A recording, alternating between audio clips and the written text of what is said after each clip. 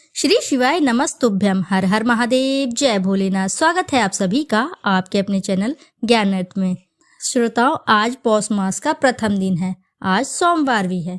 आज आप रसपान करेंगे इस वीडियो में सोमवार की पावन पवित्र व्रत कथा, जिसके रसपान से साधक के समस्त कष्ट दूर हो जाते हैं और ऐसे साधक अखंड सौभाग्य, तेजस्वी पुत्र और अटल संपत्ति के भागी बनते हैं। तो आइए रसपान करते हैं पौष मास में प्रथम सोमवार की पावन पवित्र व्रत कथा।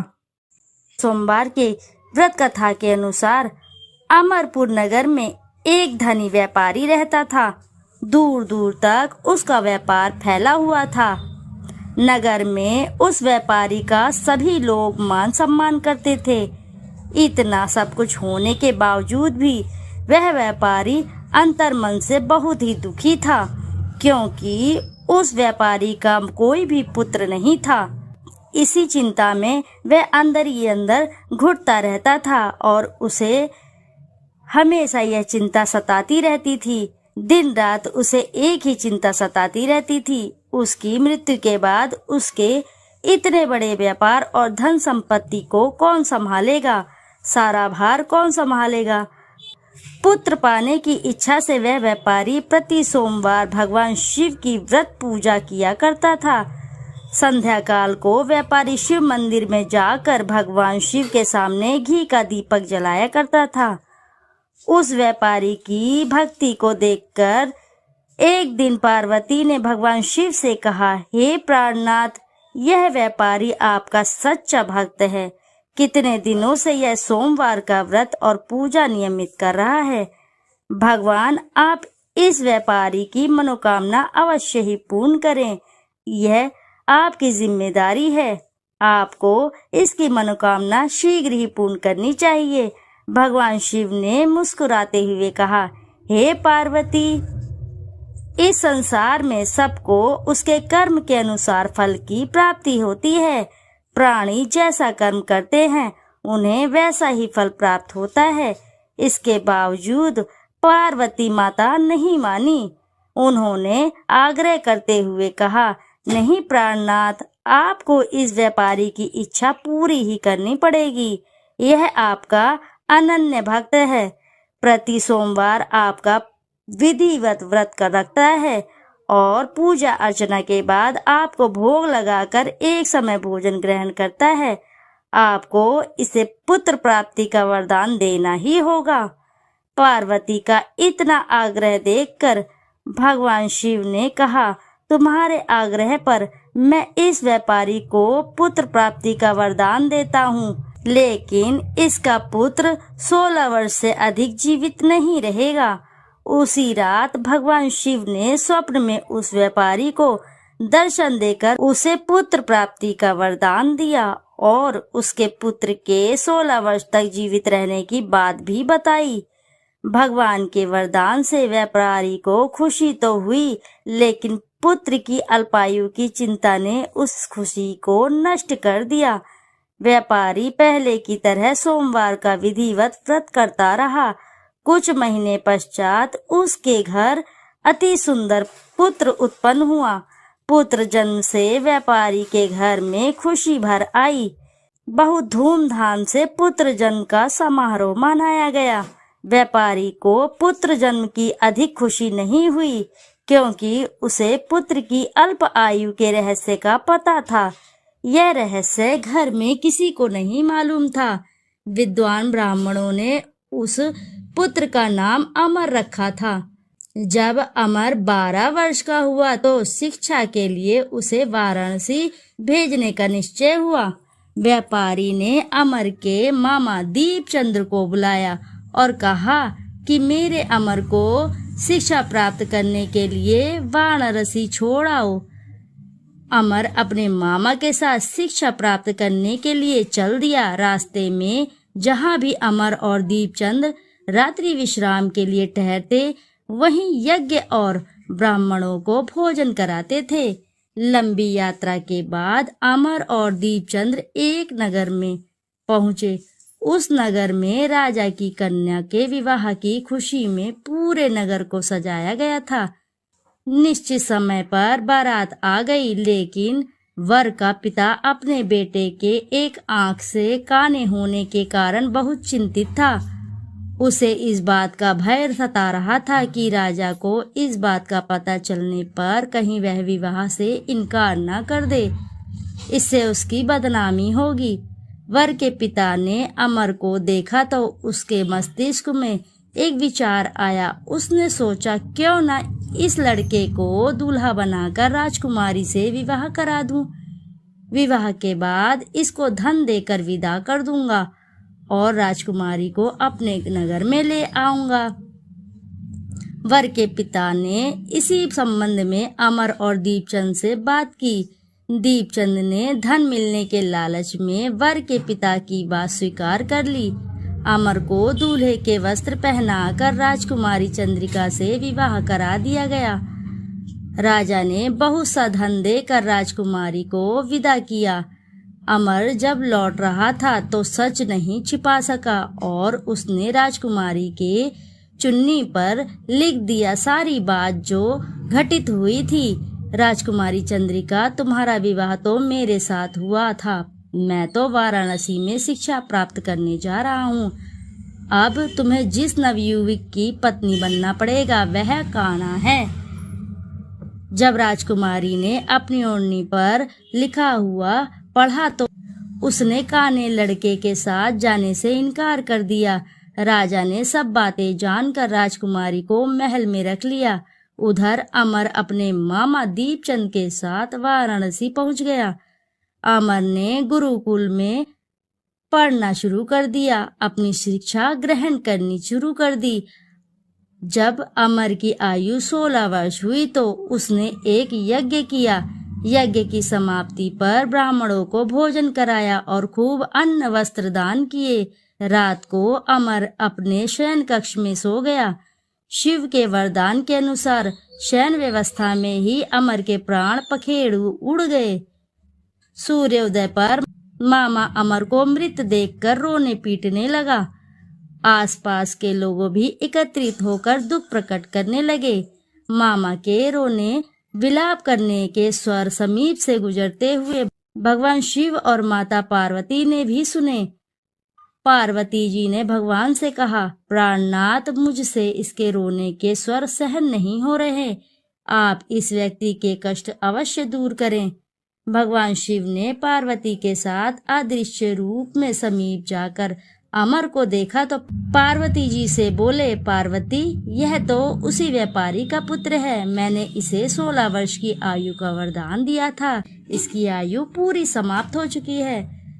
पार्वती जी ने फिर भगवान शिव से निवेदन किया, हे प्राणनाथ, आप इस लड़के को जीवित करें, नहीं तो इसके माता पिता पुत्र की मृत्यु के कारण रो रो कर अपने प्राणों को त्याग कर देंगे। इस लड़के का पिता तो आपका परम भक्त है। वर्षों से सोमवार का व्रत करते हुए आपको भोग लगा रहा है। पार्वती के आग्रह पर भगवान शिव ने उस लड़के को जीवित होने का वरदान दिया और कुछ ही पल में वह जीवित होकर बैठ उठा। शिक्षा समाप्त करके अमर मामा के साथ अपने नगर को चल दिया। दोनों चलते चलते हुए उसी नगर में पहुंचे जहां अमर का विवाह हुआ था, उस राजकुमारी के साथ। उस नगर में भी अमर ने यज्ञ का आयोजन किया। समीप से गुजरते हुए नगर के राजा ने यज्ञ का आयोजन देखा। राजा ने अमर को तुरंत पहचान लिया। यज्ञ समाप्त होने पर राजा अमर और उसके मामा को महल में ले गया और कुछ दिन उन्हें महल में रखकर बहुत सा धन वस्त्र देकर राजकुमारी के साथ विदा किया। रास्ते में सुरक्षा के लिए राजा ने बहुत से सैनिकों का भी साथ भेजा था। दीपचंद्र ने नगर में पहुंचते ही एक दूत घर को भेजकर अपने आगमन की सूचना भेजी। अपने बेटे अमर के जीवित वापस लौटने की सूचना से व्यापारी बहुत ही प्रसन्न हुआ। व्यापारी ने अपनी पत्नी के साथ स्वयं को एक कमरे में बंद कर रखा था। भूखे प्यासे रहकर व्यापारी और उसकी पत्नी बेटे की प्रतीक्षा कर रहे थे। उन्होंने प्रतिज्ञा कर रखी थी कि यदि उन्हें अपने बेटे की मृत्यु का समाचार मिला तो दोनों अपने प्राण त्याग देंगे। व्यापारी अपनी पत्नी और मित्रों के साथ नगर के द्वार पहुंचा। अपने बेटे के विवाह का समाचार सुन पुत्रवधू राजकुमारी चंद्रिका को देखकर उसकी खुशी का ठिकाना न रहा।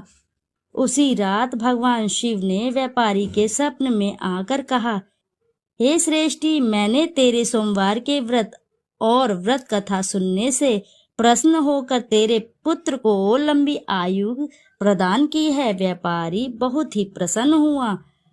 सोमवार का व्रत करने से व्यापारी के घर में खुशियां लौट आई। शास्त्रों में लिखा है कि जो स्त्री पुरुष सोमवार का विधिवत व्रत करते हैं और व्रत कथा सुनते हैं, उनकी सभी इच्छाएं शीघ्र ही पूर्ण होती है। भगवान भोलेनाथ की कृपा से उनके सभी मनोरथ शीघ्र ही पूर्ण होते हैं।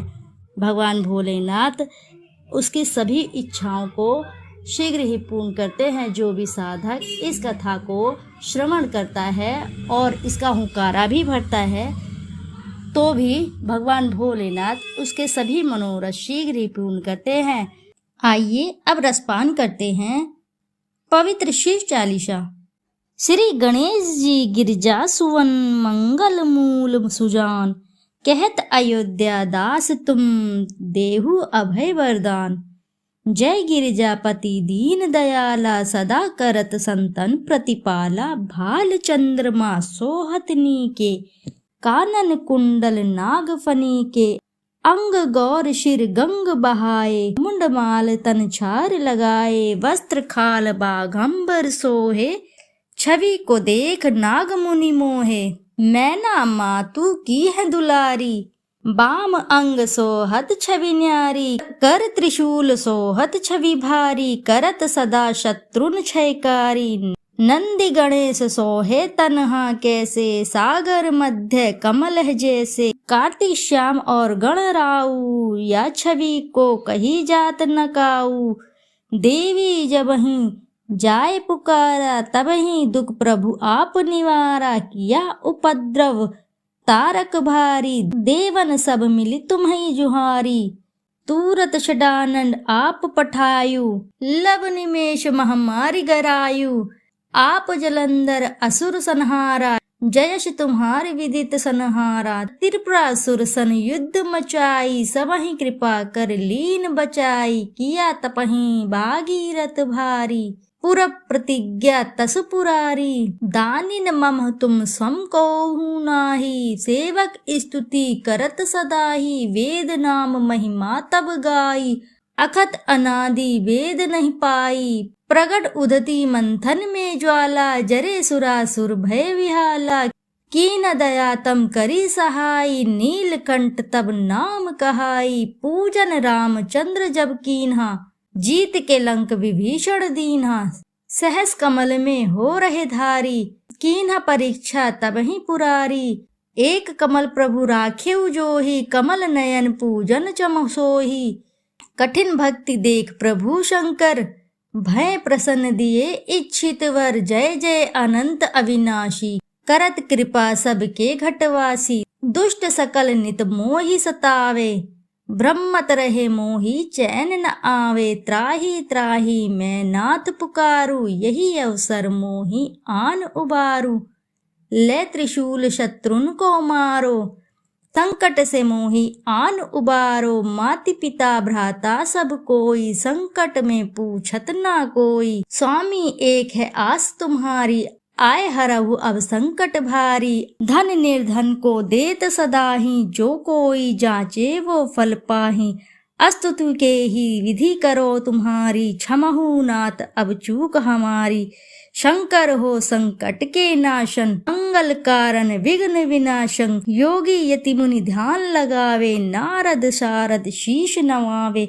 नमो नमो जय नमो शिवाय, सुर ब्रह्मादिक पार न पाए। जो यह पाठ करे मन लाई, ता पार होत शंभु सहाई। ऋनिया जो कोई हो अधिकारी, पाठ करे सो पावनहारी। पुत्रहीन कर इच्छा कोई, निश्चित शिव प्रसाद ते होई, पंडित त्रयोदशी को लावे। ध्यान पूर्वक होम करावे, त्रयोदशी व्रत करे हमेशा। तन नहीं ताके रहे कलेशा, दीप धूप नैवेद्य चढ़ावे। शंकर सम्मुख पाठ सुनावे, जन्म जन्म के पाप नसावे। अंतवास शिवपुर में पावे, कहे अयोध्या आस तुम्हारी। जाने सकल दुख हरहु हमारी। नित नेम कर प्राते ही, पाठ करो चालीसा। तुम मेरी मनोकामना पूर्ण करो जगदीसा। मगसर छठी हेमंत ऋतु, संवत 64 जान। स्तुति चालीसा शिवहि, पूर्ण कीन कल्याण। इति शुभम। बोलो हर हर महादेव की जय। शिव शंकर भोलेनाथ की जय। प्रिय भक्तगणों, यदि आपको वीडियो अच्छी लगी है तो वीडियो जरूर लाइक करें, साथ ही चैनल को सब्सक्राइब करें। एक बार अपनी सच्ची श्रद्धा से कमेंट बॉक्स में जरूर लिख दें, हर हर महादेव, जय भोलेनाथ। भगवान भोलेनाथ का आशीर्वाद आप पर सदा बना रहेगा। नमस्कार श्रोताओं, फिर मिलते हैं आपसे ऐसी किसी नई कथा कहानी में। जब तक के लिए नमस्कार श्रोताओं।